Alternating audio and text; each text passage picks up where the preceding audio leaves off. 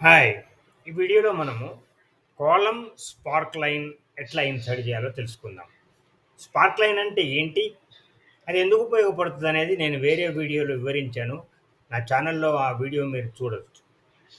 ఇప్పుడు first step ఏందంటే డేటాను మనం సెలెక్ట్ చేసుకోవాలి. Click first cell, shift press చేసి లాస్ట్ సెల్‌ని మీరు క్లిక్ చేస్తే డేటా సెలెక్ట్ అయిపోతుంది.